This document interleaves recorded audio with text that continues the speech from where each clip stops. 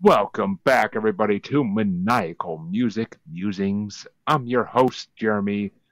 Just like my hero, Odorous Ungerus, I was lost in the ice for many a century. Some may call me the missing link, but just know when the world comes apart, I will turn this planet into fields of gold for you all. And remember as well, you know nothing about me, so prepare for the end in 7 days. But enough about me. I'm going back in the ice. Let me introduce my co-host. He goes by many names, but he will tell you my name is Rune. His eyes shine a heavy cloud, though no rain will fall from them today. He runs a ghost nation with another kind of madness that has never been seen before. His past lover once wrote in her diary's black pages that certain days he would lock her in the pit and pendulum for 7 days straight, touching her with his raw caress.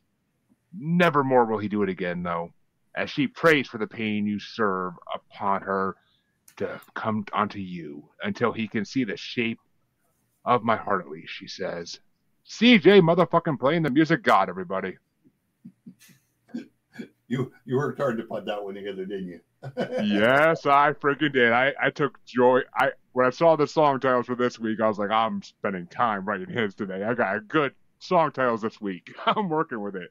A lot of dark and gloomy stuff in that one, so it works. I'm kind of mad because the record that I wanted to bring, and I mean, I'm not going to go great detail, but the record I wanted to bring, I'd already brought with you in Chansey. And it was that Cell Dweller, Black Star would have been so perfect for this episode because the entire theme of it, the Black Star theme, is basically like Star Wars AI type, is like wished upon a black star, and it's the whole theme of it is AI, and I was like, damn it. As soon as I saw like his bio, I was like, that's why I asked you, did I bring that one to the first Cell Dweller? And I was like, damn it. I should have waited to bring that one. I had other things in mind as well, but I brought some of those as well. So I was like, I'm like, well, it's going to be what it's going to be. And, well, we'll get to my album and your album eventually. But, ladies and gentlemen, our guest tonight, you will recognize him eventually from my paranormal show as well. He was on there, but this episode will release first because I have way less backlog on this show than I do in that show. But, ladies and gentlemen, Guy Morris, author, musician, and composer, and so much more. He has a very vivid profile. So, welcome, Guy. Welcome, Guy. Good to see you again, buddy. It's been a month or so, or at least. So, thank you for the invite, CJ or Jeremy. I appreciate it. Nice to meet CJ as well.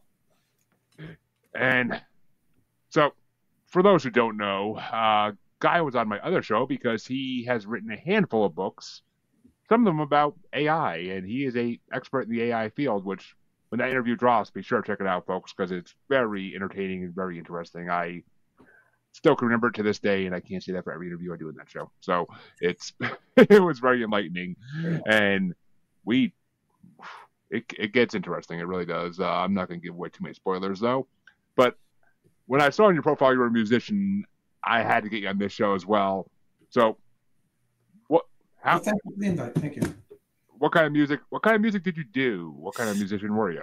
I was, pop, rock, blues, jazz, a little bit of everything. I was never a professional because I had a real career, but it was always my go-to creative outlet, vent, community, whatever. I thought before I went to college that I was going to be a musician. It turned out that wasn't in the stars for me.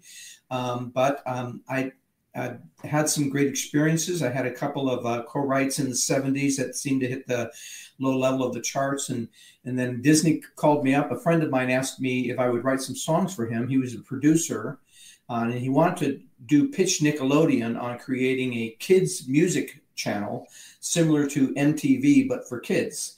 And he had the idea, thought the idea was great, but he didn't really understand a lot of kids music, and neither did I. But he asked me if I'd write some kids songs. So I thought, well, that sounds like an interesting exercise? I said, sure. So I wrote them 5 songs. A couple weeks later, we were marathon, 14-hour day. We recorded them. And that was the last I heard of it. His Nickelodeon thing fell through, and I thought, no harm, no foul. It was a lot of fun. And I just went on with my work until Disney called me one day. And I thought they were a joke. I thought they called me up and they say, Guy Morris. I said, yeah, we'd like to talk to you about the tape that you sent us. I said, well, I never sent you a tape. And I know that's true because I never sent anybody a tape. So he was like, yeah, I'm looking at your tape right now. And I said, you're not looking at my tape. That's somebody else. He says, Guy Morris, that's me. And he said, it had your number on it. And I said, well, how did it have my number on it? And he started saying the songs. And all of a sudden I realized my friend who was the producer had sent them over. So they wanted to contract me for a dinosaurs project, and then it was a scary songs project, and then I got a Little Mermaid project, an Aladdin project. And the way Disney worked at that time is this wasn't the film songs. That was all the Elton John high royalty, really pricey stuff. They would take a toy, they would take this film theme, they'd create toys, and then they would hire cheap guys like me to write songs that they would put on a cassette tape or a CD. It turned into a CD after a while, and they would sell music with the toys. And of course, it wasn't maybe they put one song from the film on there, but it was all other original music that they bought really cheap. And that was kind of how I got that thread started. So, but otherwise, I recorded a few albums. I played in worship bands. I played in a few other things. But when I retired, that was when I went through a transition, and I decided that wasn't going to make it. I wanted to actually at that point become an author. And that's when my third act career has been producing books and on thrillers. And I got an AI book coming out next year and other things. So, a very adventurous life. A lot of different fields to go down there. Not even touching the surface. We haven't talked about feeding sharks without cages or cartel threats in the Mesoamerican Mayan jungles, and none of the good stuff. None of the good stuff. Well, that's all for a podcast that hopefully someday down the road I can do when my kids are all grown up. That's right. Midlife Crisis podcast. There you go. Midlife Crisis. Oh, I will be hitting that age in good 5-10 years, so maybe that actually might line up. So actually, you just put something in my head now for the future. Thank you. Appreciate that. As my wife rolls her eyes because, oh God, no, not another one. It's not my idea, honey. I blame this guy over here. He just came out of the blue. He polluted it. Literally, blame that guy. I understand about the sharks. I have an uncle who owns a resort in the Grand Caymans, and he's a scuba expert, and he's steady trying to get me. You should come scuba diving with me. No, why? There's things in the ocean that'll eat me. Oh, a shark ain't gonna bite you. I know they're not gonna bite me. I know they're not going to bite me because I'm keeping my fat ass on the beach. So unless that shark grows legs and chases me across the beach, I'll guarantee you a shark is not ever going to bite me. Well, I was insane enough to volunteer for a shark feeding dive on my honeymoon. Now, that did not go over well with my wife. She was like, okay, I warned you yesterday. If you make me bury you tomorrow, I don't care if you're maimed, you're dead. You come out with all digits or that's it, So yeah, it. Now, to tell you the truth, it was one of the most exciting highlight experiences of my entire life. Something that you can't actually appreciate until you're actually in the moment. And was I scared at moments? Yes. But once I realized that the way that I was not in any real significant danger from all of this, because anybody who really does know sharks and studied them know that they're not man-eaters. They sometimes bite by mistake, but this was a real, when you have to do that thing where you're facing your fears, right? Overcoming your fears. Now, I loved it. I was a diver. I dived at wrecks. And this was my way of basically getting over that fear of jumping in the water, saying, well, I'm going to go in intentionally in a situation where we're going to draw a whole bunch of sharks. And I'm going to let that either scare the pants off me so that I never do it again, or cure me so that I never worried about it again. Yeah, I mean it's. Yeah, I don't know. I've seen open water. I've seen open water in too many shark movies to ever actually want to do that. I mean, I would do some cage diving, but I've also seen movies where that goes wrong too. So I don't know. It's just and Well, I that was once described as one bolt short of losing a wheel. So and, and I mean it's that whole thing of from open water where it's like, okay, I go down the water with the sharks. What if I come up and the boat's gone? And then I'm really screwed because then the sharks are eventually going to get hungry enough to eat me. So it's going to be a whole nother thing. But for my future shark podcast, it's another conversation. But the ideas keep coming. But folks, we're here tonight to talk music, of course. And no, there's no shark bands on this one. Though they do exist, I'm pretty sure at least I know at least one band with a shark in the name. Shark But Island. not the one I was thinking of, but okay. One of my favorite bands of all time. Isn't there a band like Somebody in the Sharks or something like that? Like I forget what it is. Like, the only thing I can think musically of Sharks is the Baby Shark song, which I think everybody universally hates, and Mac the Knife. There are a couple lines in there about being a shark, which I thought was the oddest hit of all. It's basically about a serial killer, and he makes it sound hip and cool, like he should be on the Vegas Strip. So yeah, it was. Those are the only shark references I can remember. well, I mean, I'm sure Ailstorm has a few, but what album did you want to bring us tonight, Guy? There's a segue for you. Well, I suggested 10 Sumner's Tale. It's one of my favorite albums of all time, not necessarily. A chick if I paid my income tax, pour over everything in my CV. You still know nothing about me. Still know nothing about me. Don't need to read no books of my history. I'm a simple man. There's no the favorite, but one of the top five for sure. I thought every song on there showed brilliance, both musically, lyrically. It was an incredible switch over from his style and really kind of solidified his new themes and kind of very intricate, sophisticated jazz style. And it was one of those that I couldn't ever stop listening enough. And still to this day, I pulled up the list of songs, and every one of them is just an amazing tune. Well, before I let CJ give his review, because I'll save that for last. I know Sting from years and years of just being in grocery stores and hearing his songs, and of course I know the Police, because I mean, who doesn't know Roxanne, for God's sake? Yeah. This album this is not Sting and the Police. This is a whole new realm, and of course I knew a couple songs from this album because everybody does, but this album as a whole, I didn't know what to expect going into fully, and I was like, ugh. I'm like, what am I getting myself into here with this thing? And I thought it was going to be like, way too soft and kind of like, I don't want to say boring, but like too soft and too accurate. Too adult contemporary. Yeah.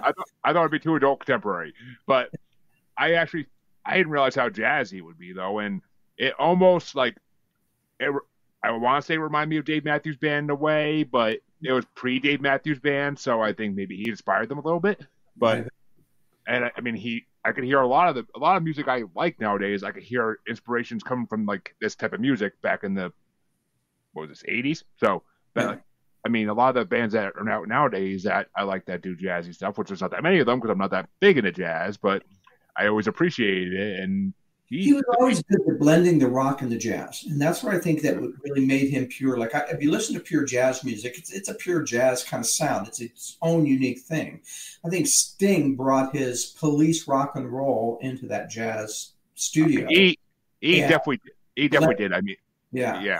There's one song in particular that was just outstanding for me, and as a musician, what made it outstanding was the fact that he had a 7/8 time signature that he transitioned into a 4/4 time signature for the chorus and then back into a 7/8. and you almost have to count it to really get the way he's doing that rhythm. It's pure genius. Yeah, I mean, I'm not gonna lie, I enjoyed the album overall. I mean, there were certain songs that kind of like got a little melancholy in the middle, and I'm like, all right, I'm waiting for that. Let's get to the next song. Let's get to the next song. Come on, let's play it through. And but it, and I could definitely hear, like, I could hear some Roxanne, I could hear some Don't Stand So Close to Me, like, in these songs. Like, I can hear that style. He still has that style. Just it's less like his songs are less I would almost say doo-woppy than Sing the Police was. Because Sing the Police had like that doo-wop sound to them sometimes, where with the chorus singing things back to him like would be very doo-woppy. So he moved away from that, and I'm like, all right, you know what? I could actually enjoy this album, and I did enjoy it overall. It was not bad, but there's just, I mean, I have two honorable mentions, so obviously I liked it enough, but it's just. Yeah, overall, I mean, is it something I'll go back and listen to every day, every week, every month? Probably not, but I did put a lot of songs from it into my list on Spotify, so I'm sure they'll pop up here and there on my drives when I'm not listening to music for this show or other shows I'm on. So I appreciate it finally getting a chance to actually hear Sting. It's been years and I never actually gave him a chance, so that's why I love this show. I actually get to give artists I know of but never hear a chance. Yeah, yeah. Well, as you asked about my favorite, I mean, when I was young, it was Beatles, Crosby, Stills and Nash, Paul Simon, Bob Dylan. 10 years after, I was actually into Black Sabbath for a little while, and then it just got same old. It just didn't grow for me. And then I obviously went through phases with the Eagles and other things, but as I grew and matured in my own life, and I became an intellectual in a lot of ways. I mean, I'm a nerd. I think his sophistication just spoke to me. I think that his lyrics always seemed to have a story to tell. They weren't just cheap throwaway lyrics like you get in a lot of songs. And I think for some reason it actually spoke to me. And I liked the fact that as a musician, I would listen to it and think, now how could I actually play that? Would I play that? And I would watch the videos with his guitarist and thinking about whether I would actually be able to play along with that. And it was for me, it was almost like this is sort of the grown up level of rock and roll. Yeah, I get that actually. That makes sense. But CJ, I'll let you give your review. What did you think of Sting? Sting is one of them people that I'm kind of 50-50 on Sting. Mm-hmm. I don't tend to have like a lot of middle ground with him. I either really love the particular song or I'm just bored to tears with it. So there is that material with Sting that I really love. Fortress Around My Heart is one of my favorite all-time songs. Mm-hmm. Then there's material by Sting that just absolutely makes me want to stab my ears. But Sting is an anomaly, like he was saying. Sting mm-hmm. is superbly talented as a musician, as a bass player, as a composer, multiple styles, mixing in reggae and ska and rock and jazz and blues. So Sting is just kind of, one of my favorite records that Sting did. He did it about 5 years ago. Him and Shaggy did a record, and it's a reggae record basically, and it's a fun record, because if you know Shaggy, yeah, it wasn't me. Yeah, it's Shaggy doing the singing, and Sting's more on the musical side of it. Sting wrote the songs essentially, so it's this almost Shaggy singing Police style songs. Which is a very fun vibe. And it's not, on the other hand, that song that Sting, Bryan Adams, and I don't know. Oh, I know that song. Yeah, that Robin Hood song. That song makes me want to just. Oh, the Robin Hood song. Yeah, that makes me want to run screaming. Have you ever really, really loved a woman? And it's like, Shut the fuck up. I hate that song. This record, though, this is. But you put Sting with, the Dire Straits, classic hit, Money for Nothing, that's brilliant. Oddly enough, I thought I had heard this record, but I don't remember, other than one song, I don't remember actually listening to this record before. Well, the only one that I think people relate to is Fields of Gold. But and I had never heard that one. I had heard If I Ever Lose My Faith. Yeah, that was another one. Yeah. That was so it was a new experience for me, and it was better than I thought. Again, a couple songs couldn't completely do without, but there were a couple songs that were kind of like, hey, this is kind of cool. This has got like almost like a Stray Cats meets Dizzy Gillespie meets, type of thing going on. So, again, knowing it was Sting didn't shock me because, he's got the skill set to do that.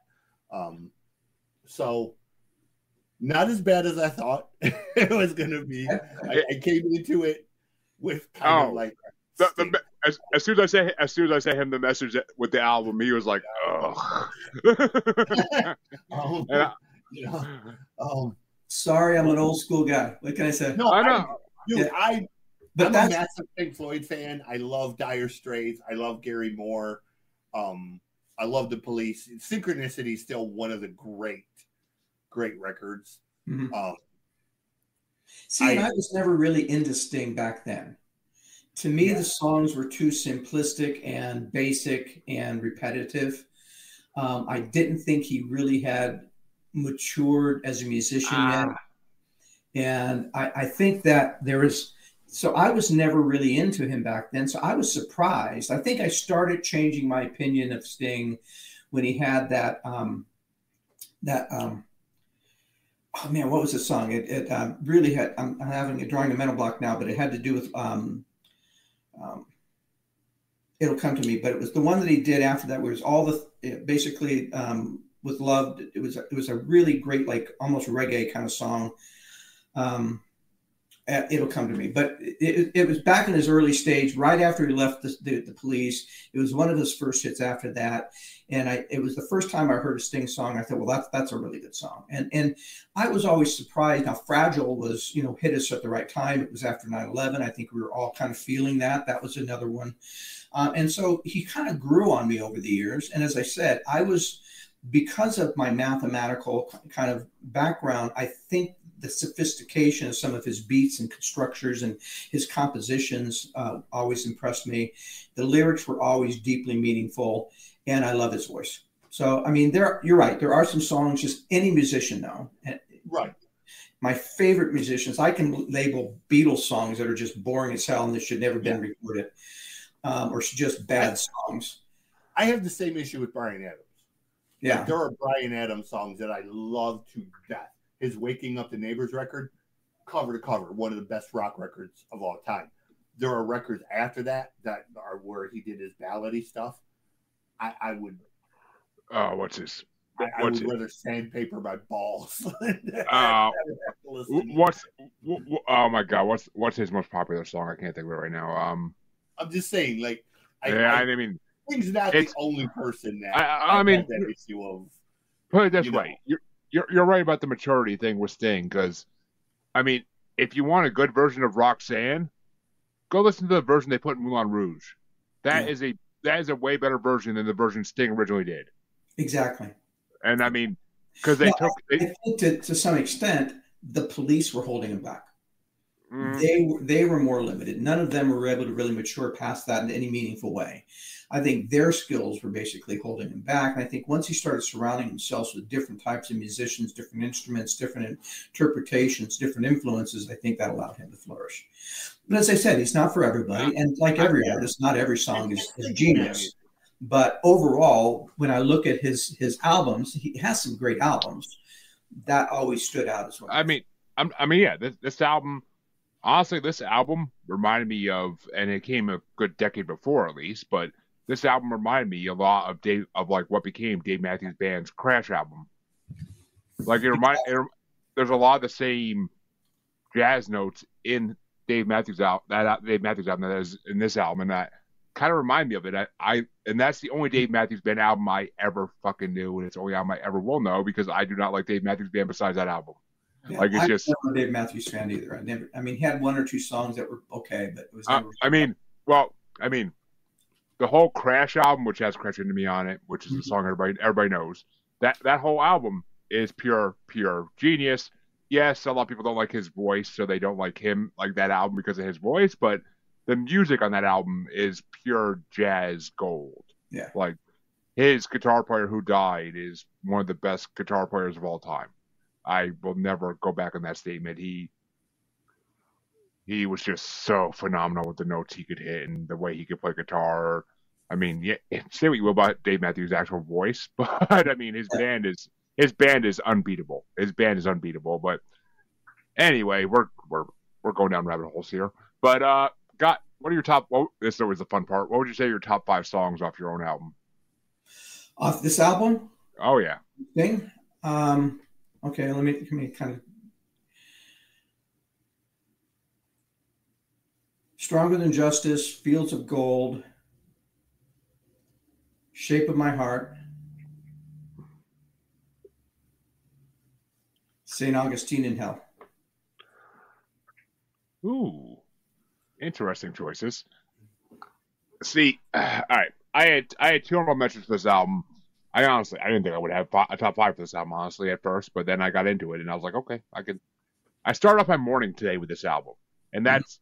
I honestly, if I did this album in the afternoon, I might have had a completely different perspective on it.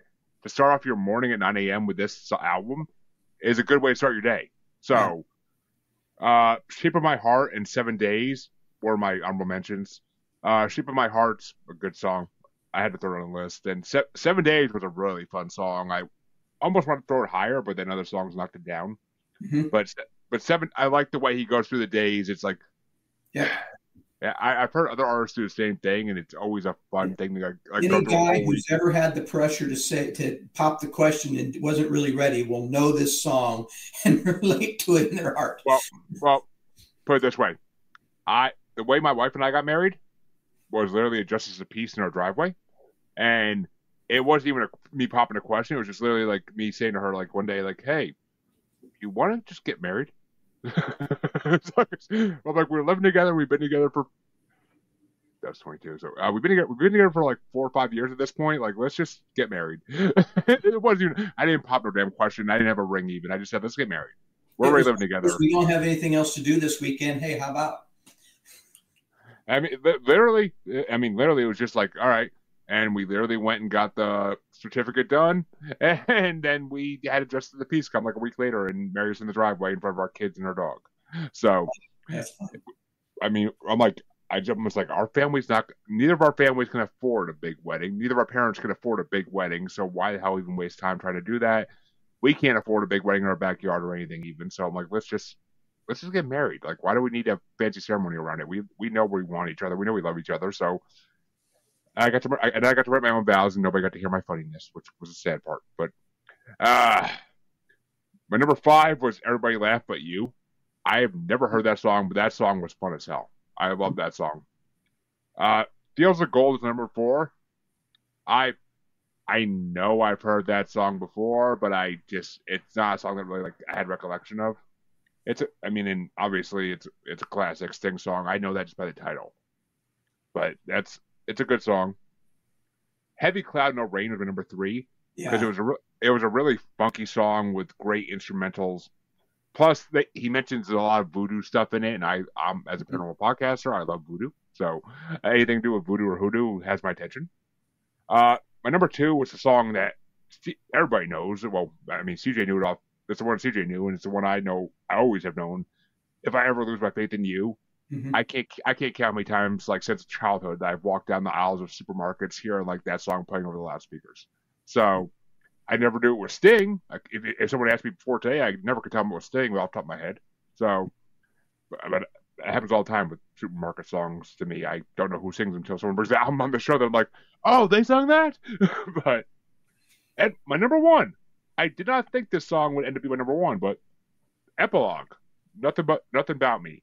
Like, just the horns throughout the whole song Yeah. are Yeah. phenomenal. I am a huge sucker for a brass section, whether it be horns, saxophones, any of that. I'm a huge sucker for it. I mean, give me some Michael Bolton with some saxophone, and I'm freaking. You have me drooling at the mouth. But the epilogue was a really good song. I enjoyed the hell out of it. Like Yeah. you know nothing about me. I've been saying to people all my life, so that song I really could relate to. So yeah, this album surprised me. I like being surprised by albums in this show. So Good. good Yeah. job. And you are the first person to bring a Sting album overall. Nobody's brought Sting or Sting and the Police. So first person. And Well, I like to be unusual. well, no, I mean I'm honestly more surprised than anything. It's been 100 plus episodes, and no one and I'm surprised no one's brought a Police album. Honestly, that's what really surprised me. But it is what it is. There's a lot of artists that we haven't hit yet, even on the show in 100 plus episodes, which just goes to all those naysayers out there when I started the show that said, "Oh, you're going to run out of albums to talk about eventually." I'm like, "Are you Really? freaking kidding?" I'm like, Yeah, I have to go say, so I have many. to, it shows how small-minded these people are. Because I'm like, I'm like, do you really think that? I'm like, I have probably 150 artists that I know of that I could bring, and they all have dozens of albums. I'm like, you think we're gonna run out of music? Are you kidding me? This I run out of generation is the most prolific artistic generation of any in all history. Oh. Between music, film, art, especially music and film, but music. I mean, just think of how many hundreds and hundreds of musicians have come out and become part of our culture since the 60s. Oh, yeah. It's just, we don't even think about all of these things that we say, blowing in the wind. People say that, they don't know where it came from. Exactly. Yeah. And I mean, and it's a simple fact that, I mean, we rarely ever talk about artists that came out in the last 10, 15 years even. Like it's rare. Most of the artists we talk about started out in the 60s to early 90s. Yeah. Like we once in a while hit newer artists, and I mean, me and CJ especially bring newer artists, but it's not a thing. Like it's a lot. Most guests want to bring something from the 60s or 70s or 80s because it's just that's when they grew up and that's when they love things. But well, and to be honest, I think a lot of the stuff I hear today is derivative of that roots. And oh yeah, and not always as talented. You get the electronic voiceovers or the kind of synthesized voice, and then you listen to the real live harmonies of Crosby, Stills and Nash, and there's no comparison. I mean, and you'll love this. AI has started to ruin music, so because there are songs out there that you don't know if they're real or they're AI anymore. So my coworker and I actually found. We went down a rabbit hole the other day, and we found this AI artist on Spotify called Sus Records, and it's all dirty sexual songs that but through all different genres, like 50s, country, 70s. Like you would never know it's not a real artist unless you actually looked into it. So if you just heard it, and they're all dirty as hell, and it's hilarious. I can't even think of the name of them right now, but they are freaking. Oh, what the hell is that one? We went down a rabbit hole with that. It was so funny. Literally made my Friday last week the best day ever. Like it was just, we were like, okay, if our HR person hears us talking about this, we're gonna get freaking fired. But literally one's called "It's Too Big to Put in My A." I want it in the keister for Easter. That's a 50 song. Like it's just some of the dirtiest lyrics I've ever heard in my life, and I'm laughing my ass off listening to them. But they were actually good. They were actually good songs. The 50s one had me snap my fingers along with it. I'm like, this is a good song. Yeah. I think I've seen one or two of those on YouTube. Dirty songs done in the 50s, and I had to think I couldn't even imagine that somebody would allow somebody to record that in the 50s. Well, so I'm realizing now that you're saying that's probably AI. Well, honestly, you'd be surprised. We did a doo-wop bracket back a while ago, and there was actually a song in there from the 50s or 60s, I forget which, but it was literally called "It Ain't the Meat, It's the Motion." And it was a dirty ass song. And I'm like, this is an actual song by an actual band. Like this is not AI. This is an actual song. So, and musicians back then have always been horny. Oh yeah. I mean, there's people have urges. I mean, And there's another one called 60 Minute Man that was actually a 50s doo-wop song. And it was a really good song. Like I was like, okay. I'm like, I love a good song that's dirty and it's dirty, so that's even better. But anyway, CJ, what are your top 5 or whatever you brought first thing? I had 4 songs. Number 4, If I Ever Lose My Faith. Number 3 was She's Too Good for Me. Mm-hmm. Number 2 is Love Is Stronger Than Justice. Mm-hmm. But my favorite one on the record was Something the Boy Said. That was the one that was. Oh yeah, that was a good one too. See, and they're all good. See, when you said pick 5, I was like really struggling a little bit. It's like, I don't know, they're all good. So we all picked different 5, and I like all of your picks too. Yeah. I mean, that's Something That Boy Said that's the one that was it reminded me almost of something that Brian Setzer would record, because it had that kind of swing jazz feel, but it had like a little bit of rockabilly in it. Yeah, but it also had that almost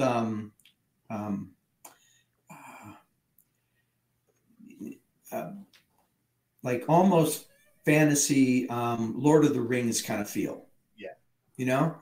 The whole thing of basically the carrying crow and the whole image of death and everything else, Something a Boy Said, and you know, the journey and a quest, and it almost felt Game of Thrones to me, or you know, Lord of the Rings. see, I didn't get that because if I got that feeling, I probably would have picked that my top 5. Because I love any music that's fantasy based, like or sounds fantasy based. So I would, if I actually got that feeling off that, I would have went with it. But I didn't come across that. But the lyrics, I think that was mainly in the lyrics for me. Right? Everybody, I mean that, I don't know. Everybody hears songs differently, so it's the way it's the way our brains work.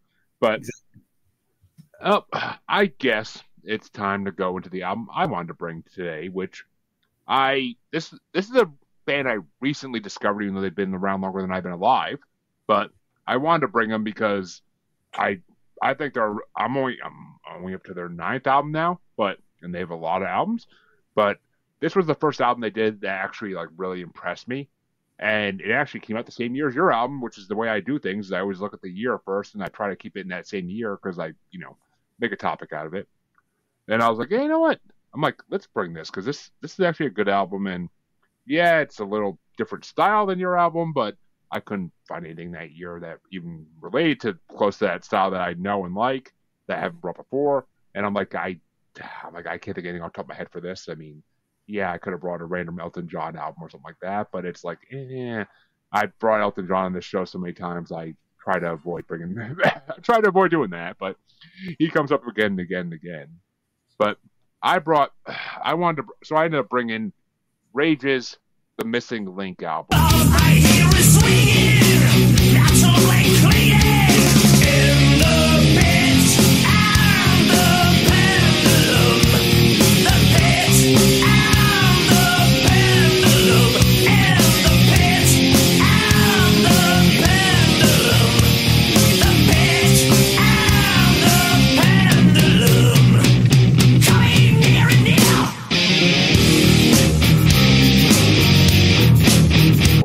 Which I think is it was the first album they did that impressed me. Like I said, like I now have albums past that impressed me a little bit more. In particular their 8th album, which is just titled XXIII, is phenomenal. It actually would relate to Sting really well, but unfortunately I didn't hear it till after I already picked my album for this one. So I was like, crap. Oh well, another show in the future at some point. But The Missing Link is when Rage really got their act together. I would say I think it's their 3rd or 4th album. They really got their act together by this point, and they were performing very cohesively as a band. And I will even admit that this album doesn't start off the greatest. And it doesn't, like, the beginning of the album kind of like leaves you hanging, but the end of the album is what really I love. The last like 5-6 songs just are phenomenal songs, and I'm like, all right. I'm like, I'll bring this on. I've been dying to bring Rage anyway since I got into them because they did a Powerwolf cover song, and that's what made me want to listen to them. So I'm like, I don't have to have that good a reason. I could just bring them on because I want to, but I tend to enjoy this band, and learning more what they're doing. I think I'm up to like 98 now, 99 with the records, and they just released a single last week for God's sake, so they're still performing, which is phenomenal. They've been around longer than I've been freaking alive, which that's 37 years. So they've been around for at least 40 years at this point. So it's you gotta love when a band has that mainstay for that long. And the singer hasn't changed. The singer's the only person in the band that hasn't changed. Every other person in the band has changed at some point. The singer is the only one who stayed. So, and he's got a decent voice. So I'm like, let's do it. But dying to hear some opinions on this. What did you think of Rage, Guy? I didn't get a chance to listen to it. I wasn't sure that I wasn't sure that I was supposed to. I just pulled it up right now. I've got it kind of the page up on it.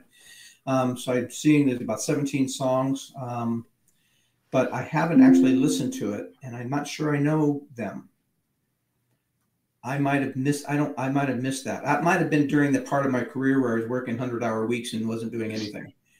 Yeah, I mean, all right, yeah, it's all good. I mean, yeah. Well, what does CJ, the music god, think?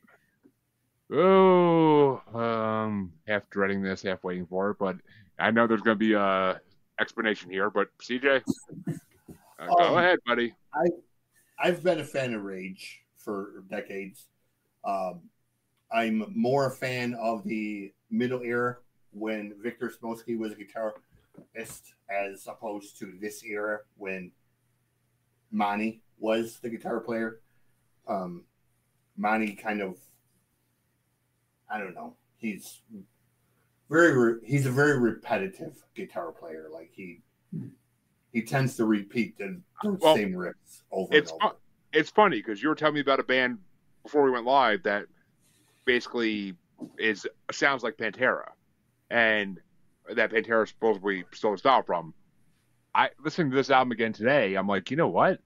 I hear a lot of Megadeth and Metallica guitar in this. Like that's what I hear is Megadeth and Metallica guitar. Actually, what you're hearing isn't Megadeth and Metallica. What you're hearing is Creator. A lot of Rage's music is heavily based because they're both German, and it's heavily based on the stuff that Millie wrote. It's a toned down version of Creator. I like Rage. It's not something I listen to a ton.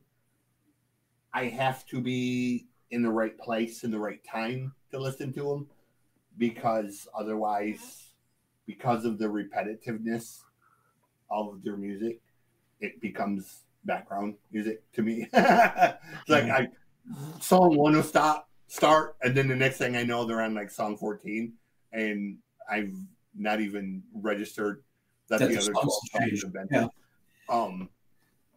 They're very good musicians and they're good songwriters. They've been around a long time. They're a great live band. I've seen them live multiple times. But they don't reinvent the wheel. Let's put it that way. I mean, they don't, but see, that's the thing. They sound like to me like, I mean, I don't know Creator from a hole in the wall really. I know of them. I just never really listened to them that much, but they sound to me like I said, like Megadeth and Metallica ish. Yeah. But so does Creator. Creator's the German version of that.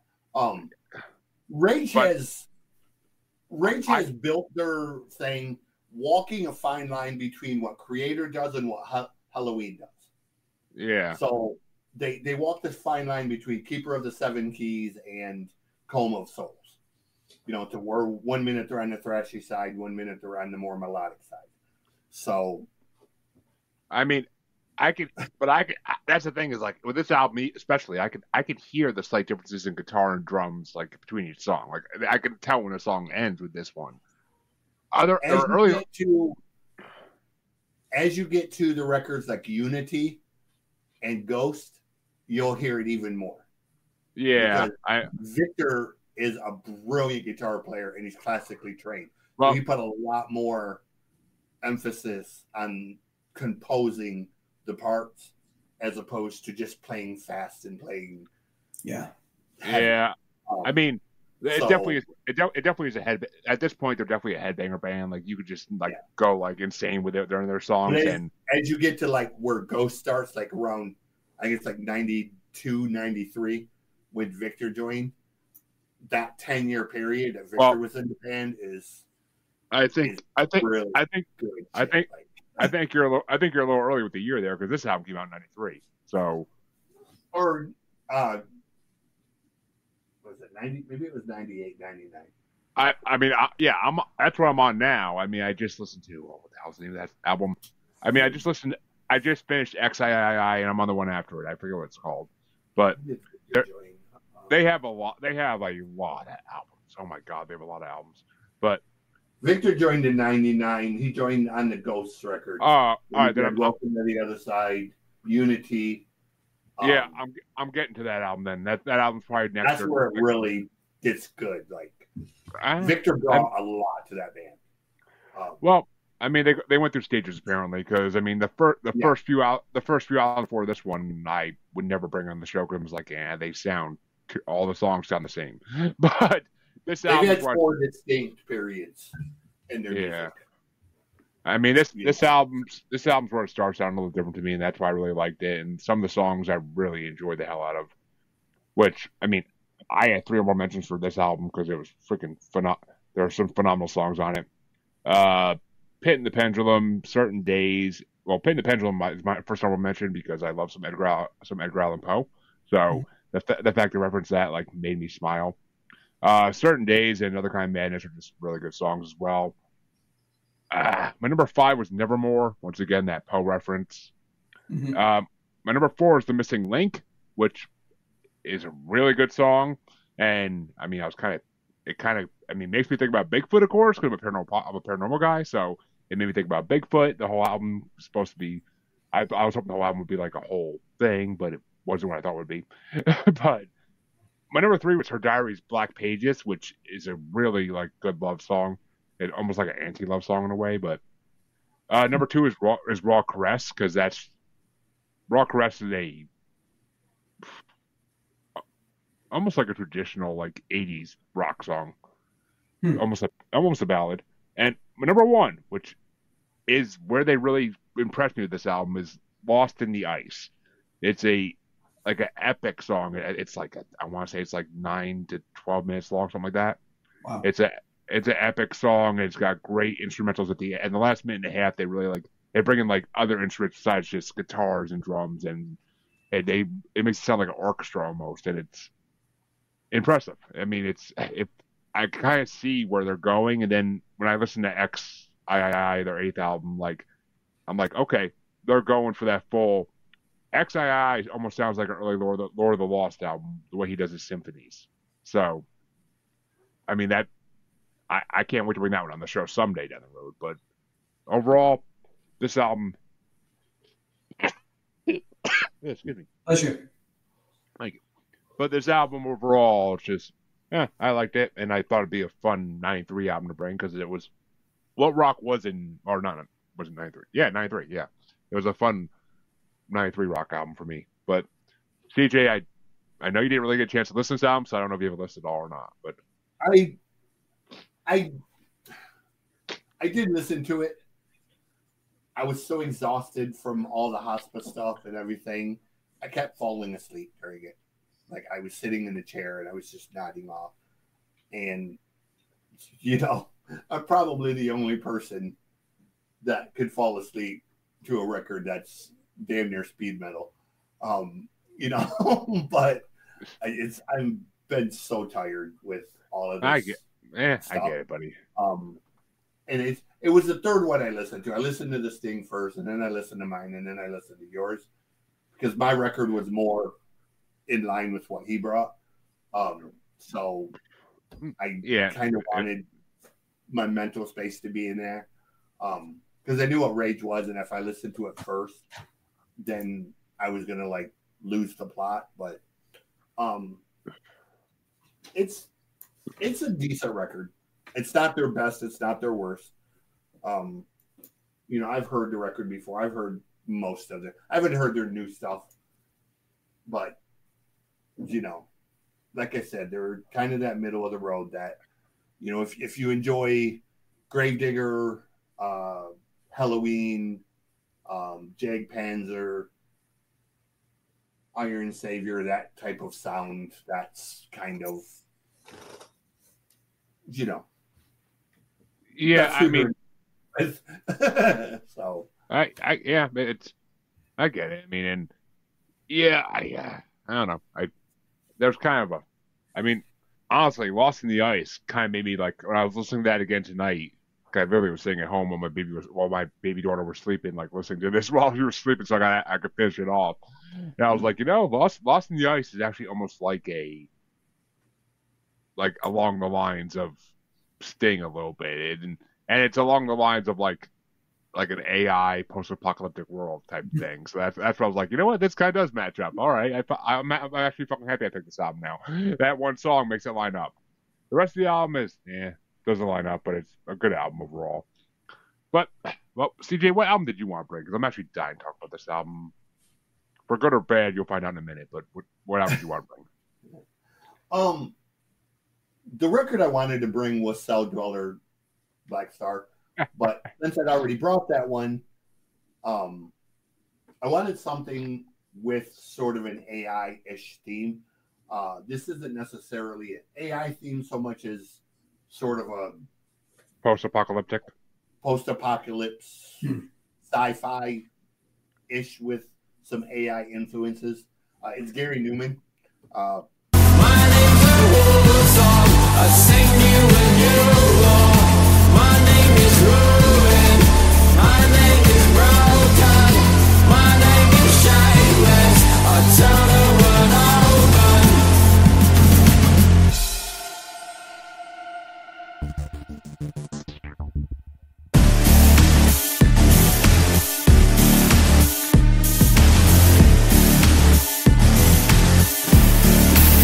People know Gary Numan for the song Cars. So, it's his classic song that if you're into Gary Numan, you probably know way more. Gary's kind of one of them guys in the new wave-ish rock, that he's sort of considered one of the godfathers of the style. In the 80s when we were listening to Flock of Seagulls and Kaja Goo Goo and Oingo Boingo, Gary was right there with Danny Elfman, pioneering that sound that, today has turned into EDM and synthwave and chiptune and all of these subgenres of electronic music. His newest, it's not his newest one, he put one out after it. One of his newer records is called Savage, Songs from a Broken World. Right. And it's a Gary Numan record. That's pretty much what I can say. If you know Gary Numan, you'll understand. If you don't know Gary Numan, it'll be, for the fans of those people who like synthwave, more or less. Well, Guy, did you get a chance to check out this album or no? I missed the notice on Podmatch that you guys wanted me to listen to these other two albums, and I had a deadline to get a new book to the editor last Friday, and I had been just blind to everything in the world except the deadline. So I missed that you guys wanted me to listen to this. I apologize, my bad. I should have looked at that more closely. I normally don't get homework. I wasn't expecting homework. But I do know this album sounds, several of the songs on this album, I must have had a friend that listened to it because some of the songs sound very, very familiar. Really edgy kind of rock. Yeah. Kind of synthwave rock, yeah. Well, I like just judging from what I did know about, from what I'm listening, like Ghost Nation sounds familiar, Mercy sounded familiar. They're certainly, I think that your post-apocalyptic sort of social commentary, consciousness, sort of that life beyond the edge, and those sound very familiar. And I think that there's a place for that. I think that certainly it's that whole theme has been kind of rolling around in our heads since we started bombing nuclear bombs, and I think that apocalyptic mentality has kind of seeped into our culture. And I thought I thought their lyrics were really good. I remember looking at some of the lyrics at one point. As I said, I remember the Ghost Nation song from some other place. So I can relate from that perspective, but I missed the homework to listen to the whole album. Trust me, you ain't the first guest to miss the homework if you ever check the messages. So, no biggie. I know where you know the Ghost Nation thing from, because Ghost Nation and Broken were both in the Dune soundtrack. Oh, okay, that makes sense, and that would then fit with that kind of genre. Yeah, okay. Yeah. So I knew it sounded familiar from someplace, but I couldn't place it. Yeah. Well, Gary has been doing it for 40 plus years, 45 years. He's been writing like Orwellian type of. Oh God, yeah. I mean, Yeah. Yeah. Trust me.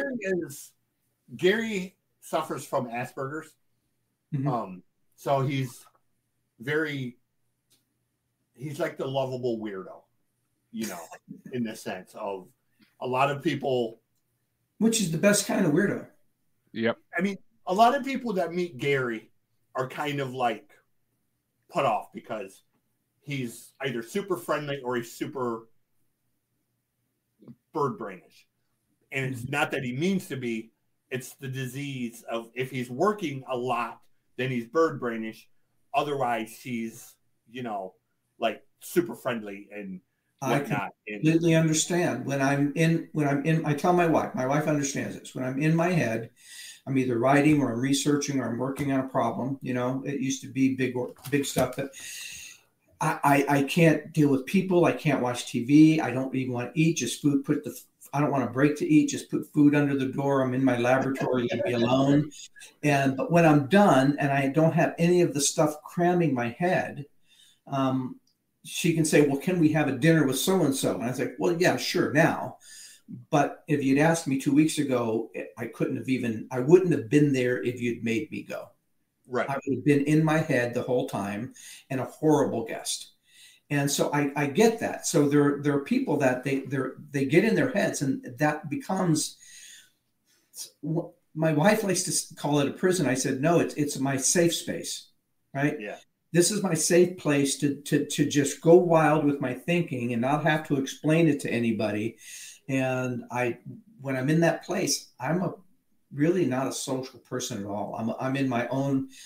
I had to go to a memorial service this past weekend, and I had just finished wrapping up my book and sending it off to the editor, but I was still in my head. I was still in my bubble, and I'm standing around. I'm with 60 people I haven't seen in 30 years, and I'm not really engaging with a lot of them because I'm still in my head. And I'm feeling guilty about it as it's happening, but I know that I have to have that transition before I can be pleasant again. Yep, it makes sense, honestly. Usually a few nights sleep, a week or so later, I can start to kind of out of the shell. Yeah, that's the spot I'm in right now with Mom. Like everything, I know she's probably not going to make it to the beginning of the year, and all my friends are like, "You're being really callous and really cold about it, and the way you talk about it is very third personish and blah blah blah." And I'm like, dude, I don't mean to be, but look, I'm her only child, so I have all of this legal paperwork to deal with. I have all of this to deal with. I have all of this to deal with. I don't have time to cry about it in grief right now. Like I've got shit that has to be done. Yeah, I have a 13-year-old that I have sole custody of. I have dual bachelor degrees that I'm doing online. I don't have time to sit and wallow in pity. I will do that later, but right now I've got a house to protect through probate and all of this other shit that has to be dealt with in case she passes sooner rather than later. Because if this house goes into probate, then you got that whole legal battle, blah, blah, blah, blah, blah. So, I get it totally. Like, yeah. And those are the seasons where even idle chit chat can be an irritant. See, I'm the opposite. I am with now 3 kids and a wife that needs attention. I do all this podcast shit at my job when I'm in between making calls, trying to make sales. Like I am so used to doing 5,000 things at once that it doesn't even, like, I can edit podcasts and deal with my baby in between. Like I figured out ways in my head to do it all.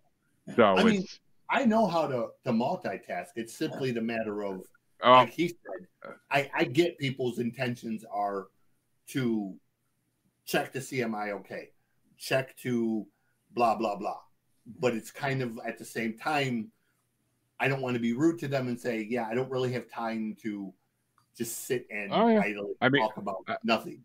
I get it. But I don't want to be an asshole and be like, hey, I don't have time to talk right now. So I'm trying to balance. Trust me, my mom's been in bad health since I moved out back in 21, basically, and I just I feel bad. I feel like shit sometimes because I can't spend time with her. But I'm like, I don't have time to sit there and listen to you drunkenly tell me stories, or say the same sentence 5 times in a row. Like I don't have time for that. Like I'm good. Like I got 20 other things that require my attention at home. I don't need to come to your house and sit there and do nothing. Like it's just, I feel like an asshole, but it's the way it is sometimes. Like it's life. But well, what I will say, but getting back on topic anyway. CJ, Gary Numan. I know that name only because of all the brackets I've made for this show over the last 7-8 months to a year. He is in a lot of brackets with different topics. Everybody knows the song Cars. You know? Well, that too. I actually asked the coworker today, I'm like, hey, what do you think of Gary Numan? Because I always go to him for music. Like whenever I'm listening to someone I don't really know. Like I'm like, what do you think of Gary Numan? And he's like, what do I know that name? And then he looked up and he's like, oh, Cars. I'm like, oh fuck. I'm like, I forgot about Cars. I'm like, okay. Hit in the 80s. I'm like, it was a massive hit. Like we almost said where the Cars got their name from. It's funny because we said for a second we're like, was he in the Cars? And then they were like, no, he wrote the song Cars. Okay, yeah. That's where Rico Casey got the name, and that's the Cars sound was literally based on, my girlfriend's girl, blah blah blah. That was all based on the sound that Gary my best friend's girl, yeah. But I mean, overall, this album, I didn't love all of it. There are certain songs I really like. Some other songs I found very monotonous and boring. Yeah. But there are certain songs in this that I found when he got into more of almost what we would now call EDM techno. That is those are the songs I like. The other songs are just him, basically whining in my eyes, and I'm like, what the hell? I'm going to be completely honest. Listening to this record today, I was kind of I remember this record being better the first time I listened to it. I brought those on the show. That, aged. I brought those on the show before, so I get that. But yeah, I got a top 5 out of it. That's all I could ask for. Yeah. But what are your top 5 on CJ? Because we gotta finish this up. Number 5 is The End of Things. Number 4 is Broken. It's the instrumental. It literally was in the Dune soundtrack. Number 3 is My Name is Ruin. Number 2 is What God Intended. But my favorite song off this record, one of my favorite Gary songs, is Pray for the Pain You Serve. If you listen to the lyrics of that song, they're really deep. And they talk about the technology basically eating us alive and how it's what we're suffering is self-imposed pain, basically from technological poison, essentially, is what he's talking about.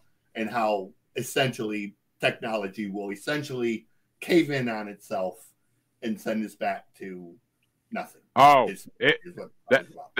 that song was very Matrixy, very Terminator-y. Yeah. So it's completely Matrixy. That's exactly what it is. There's an element of truth in that I think we all sense. I don't think it's the technology itself. I think it's the greed and the power around it that will lead us there. But I think it's going to be the same result. Yeah. Yeah. Eventually, I can honestly see us going back to world someday where we hit to destroy all the technology we built, and we go back to a hunter-gatherer farmer society because we have no choice. Yeah. I can't wait. I know, right? I know. Well, I'm you not gonna younger lie. kids might be able to survive that, but us older guys, who listen, I tell you, my coffee pot doesn't turn on, my refrigerator thaws, and I can't light the microwave. I don't live for a week. I give myself a week. Well, I see, mean- that's where you're lucky. That's where you're lucky because in those types of societies, the elders are honored and they are just meant to sit around and tell you about the old days. Yeah, but there's always the transition to the society where we become dinner. Yeah. My grandfather, Oh. who's This 98, meat's a little tough and old, but I'm kind of hungry, so if I put in enough gravy on it, it'll be okay. Yeah. My grandfather, who's 98, runs his farm every day. You're going to need to know this later. At 16, I couldn't wait to get the fuck away from that farm. Now I'm 54, and I look back and I think, Jesus Christ, I would love to live back on the farm and just be away from all of this bullshit in the city where I live, Well, and I know Gary doesn't have a top 5 because he didn't get a chance to actually listen to the album in full, but or listen to the album at all besides the ones he knew already. But I only got 5 for this, CJ, and I had a. I didn't expect you to have 5, honestly. I thought there would be 3 of them that you would relate to. No, I got 5 because Ghost Nation, I like that song from the get-go. That's what I'm like, all right, what the hell is this album now? I hear Ghost Nation, I'm like, okay, this album's interesting. And I put it in my number. I almost didn't have it on my list, but I put it at the last minute, my number 5. But I'm like, all right, that gives me 5, so fuck it. Ghost Nation gets thrown in. Mm-hmm. My number 4 is and I'll begin with you because that's almost like a love song, like in a way. So I kind of dig that. My number 3 is When the World Comes Apart. That was an incredible song. My number 2 is Pray for the Pain You Serve because the lyrics in that song fucking were phenomenal, and the beat in the tempo were freaking amazing in that song. Those 2 songs kind of go together as a yeah. And my number 1 is a song that really, like, the first 2 songs, like, even Ghost Nation, like, didn't blow me away. And then I heard My Name is Rune, and I was like, oh. I'm like, My Name is Rune is fucking phenomenal. I love this song. Like, so that became my number 1 right away. I'm like, that song didn't get knocked down by anything fucking else. I'm like, My Name is Rune is fucking, like, almost reminds me of, like, I mean, the only thing I could compare this album to even is, like, when Korn did their thing with, like, all the different EDM artists, like, Path of Totality. That album is the only thing I can compare this album to. And again, it's all based on what Gary pioneered. Going, in the beginning of that, there were 3 main people who pioneered this style. You had Danny Elfman over here with Oingo Boingo, who now Danny is, he's the biggest name in music soundtracks. He's done everything from, the Addams Family to every Tim Burton movie. Yep. Blah blah blah. You had Gary Numan, and then you had the guys in Kraftwerk. Yep. Who, those were the 3. If you take all electronic music, it all goes back to those 3. Oh yeah. Things. And Kraftwerk is some of the weirdest fucking music you ever hear in your life. Kraftwerk is that's the only word you can use to describe Kraftwerk. It's weird. I mean, Kraftwerk had one song in the Rolling Stone Top 500. I forget what. Autobahn, yep. They had one song, and Gary Numan had none, and the other band name didn't have any either. I can't think what the hell they're called. But Oingo Boingo had Dead Man's Party. That was not in the top 500. That was not in the Rolling Stone top 500. But really, Autobahn was. Yeah. Autobahn is considered to be like the beginning of electronic music. What was it, Autobahn? I don't think it was. I think it was another Kraftwerk song. It was either Autobahn or Yellow Universe.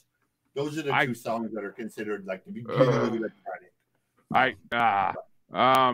I don't think it was either, honestly. But I got to look it up because you lost me then, because those are the 2 that 99% of people will.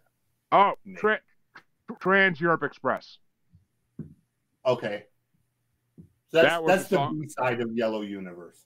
It So, it was it's number 238 in the top 500 yeah. songs. So that So I mean EDM. I'm not a huge fan of EDM, but sometimes it blows me away. Sometimes it doesn't. It depends on what the artist does, and it's just Gary is I can't much get. more synthwave than he is EDM. But Um, you know who this band reminded me of? A band you brought a month ago or so, or a couple months ago, that I actually just released the episode a couple weeks ago. Pendulum. Yeah. Again, Like I Pendulum vibes. all of these bands, dude, go back to Gary and Danny and Kraftwerk. Depeche Oh yeah, Mode. I mean, Um, every music has its roots. I mean, that's just the way it is nowadays. Every music has roots somewhere. But Yeah. you know, the crazy thing about modern technology, especially related to AI and music, I meant to say this earlier, is it's a double-edged sword. Mhm. The good thing is anyone can be a musician and they don't have to spend massive budgets to go to recording studios and all of that. What is Absolutely. the flip side of it? Everybody can be a musician, and there are those people that shouldn't be within 500 feet of a microphone. That's So, true. But you know, I think for talented musicians, what I think will ultimately come out of this is two markets. You'll get the junk market where nobody really has any musical skills, but they want to write a song. Tell me you write a song about something or other. They didn't do anything. Right. Then you're going to get the musicians who know how to create lyrics, who have something to say, and maybe have a structure for their song, but they don't have the budget to produce in a studio with all the instruments they need. AI for that individual who's already written a song and basically saying, take this song and then make it sound like this, add that, add this other thing, emphasize this at the chorus. You've got new tools that reduces the cost of production of music, which is a real impediment for a lot of really talented musicians, and gives them more creativity than they might have otherwise around their core creativity. And that's where I think the benefits of the technology will be, is to enhance existing humanity skills. Yeah. Not replacing them. Replacing them will always turn out generic mishmash baloney. And there's some people, if they can put two notes together that sound right, they'll think they're a genius. But anybody who's really a good musician, who can differentiate, like you guys do, between different artists, their roots, their sounds, their phases, way more so than I could ever do. I think for the mass of humanity, they'll just still find and they'll still find the artists they love. The artists they love may use this new technology in some of their songs, but no good artist, no true artist mentality is going to use it for all. Right. And I don't see a day when we'll want to go to a concert and just watch an AI music from an AI character. Exactly that right there. Get any celebrity fandom out of that. That's not a sustainable model. Nope. That's why holograms of dead musicians has never become a mainstream thing, because it's just nobody wants to do it. Nobody wants to see it, and people know that, and they'll never become. Otherwise, there'd be associated with it. We're always attracted. Think of every artist that attracts us. What attracts us to them is not just the raw musical quality, because there's amazing raw musical quality in lots and lots of artists. The ones that attract us are the ones that speak to our emotional, mental, and spiritual condition and state and beliefs. And they will resonate with us because they have something, they have a human perspective on a common experience. And that's something an AI will never have. Exactly. I mean, otherwise there'd be holograms of Elvis and Tupac and Michael Jackson performing every stadium ever, every day of the week, because that day may come, because if people can make money off something, they're going to do it eventually. But we admire the people. Music. Exactly. We admire the people because we wonder, wow, what did they experience? How did they come up with those lyrics that say what I'm feeling so succinctly? Exactly. And that's what we admire. I mean, I hands down 100% would go pay to see a hologram of Prince doing his songs. But That's I wouldn't.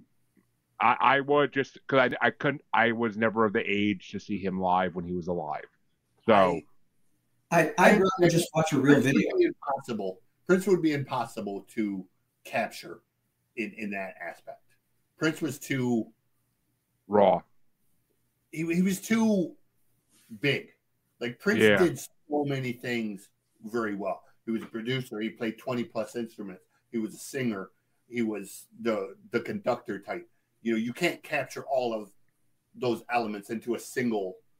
You can't. Sort of platform. I mean, You know. if they did it, would I go see it once? Yeah, probably. Yeah. But I never would want to go again after that, probably.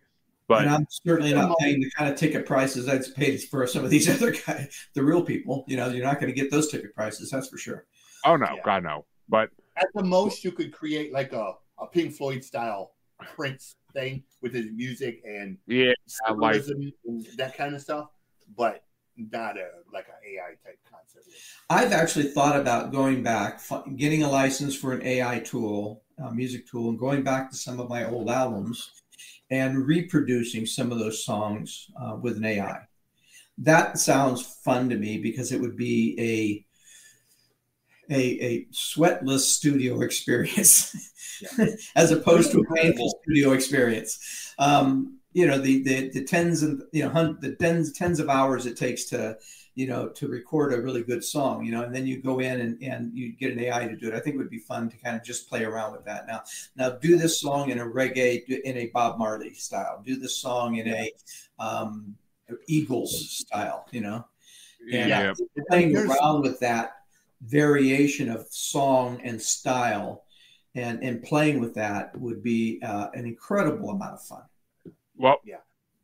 it definitely would be interesting. But folks, we brought you 3 albums tonight. We have talked about them in full, and it's what do you see we got next week for you? Next week's going to be another similar. It's gonna be it's almost gonna be a similar show in a way, but a little heavier, yeah. And It's gonna be way heavier, bro. Come on. Yeah. Maiden and fucking Death Angel, like yeah. it's a thrash show. Okay, It's gonna be a thrash show. We're jumping back a few years, but it's still gonna be a thrash show. But Guy, where can people find you if they want to find your books or even your music? I can't find. I try going on Spotify and find your music. I can't find it. I'm not on Spotify. Go Guy Morris at Bandcamp. Okay. It's on Bandcamp. I found it. There's a children's album there that has some of my demos for Disney. There's a Christmas album, a spiritual album, and just another kind of other album. They're all different phases and different times. Some of them I recorded everything myself in a home studio, and I never really mastered it. I just had mixed downs that I decided to upload. So some of it's pretty raw. It probably needs to be remixed or mastered, but there's a variety of different styles in there. That some of the songs I think are brilliant. Some of the songs I listen to and I think, oh, that sucks. I need to go back and either throw that away or start over or reproduce it or something. And, there's always that creative element that I never, it was always hard for me to finish it because I was never 100% satisfied. There's always a part of me that said I want to go over. So, yeah. So now for my books, GuyMorrisBooks.com. I just released my 4th book. It has already won an award, Literary Excellence Award out of the Reader's House out of London. Deals with artificial intelligence, black holes, creating mini black holes, quantum theories of consciousness in humans and machines. It's a cool, intense book. I'm being told it's my best yet. Interesting. I definitely want to check that out. That sounds like my kind of book. Yeah. But and of course, we want to thank you for coming on, Guy. We'll have to get you on again in the future, and where you, at least in the future, you got to do the homework. Next time I know I've got homework, okay. But CJ, where can they find you if they dare? Just type in music at CJ Plain. I'm everywhere. Facebook, Instagram, TikTok. If you look me up on YouTube, you'll find the Music God Reacts, which is music reactions. And you'll find the Noise Report, which is retired now. We're going to replace it with the Mosh Pit Manifesto, which is the metal and punk show. And we are near the end of the final editing for the 2 books. We're not going to make it out this year, but early next year I'll have 2 books coming out. One in the early part, one in the middle of the year.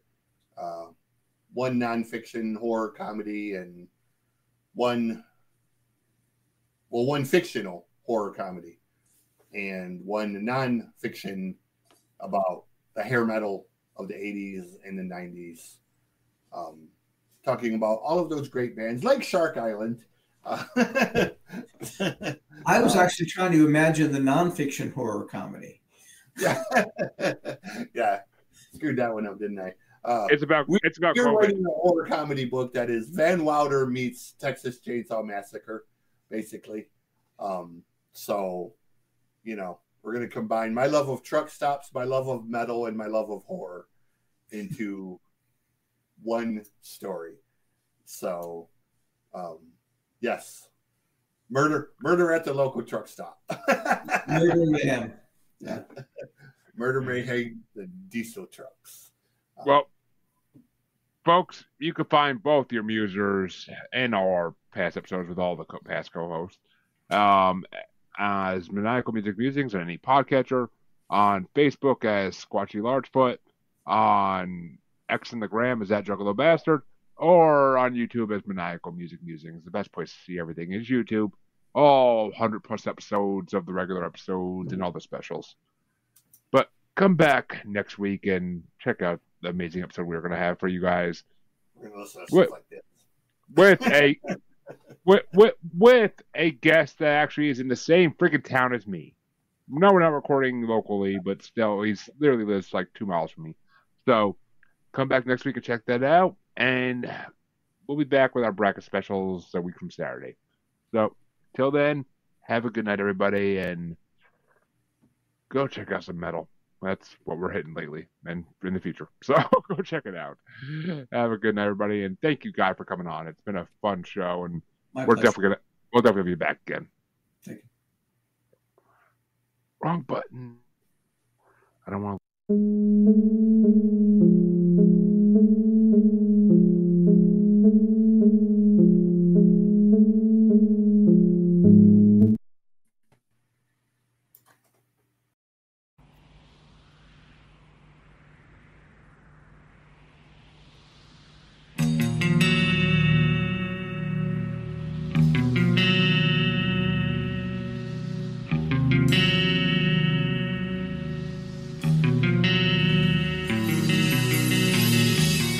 Antarctic land, deadly unknown, where we explored a mountain range, and on the highest ridge we found remains of buildings like no man's eye had ever seen.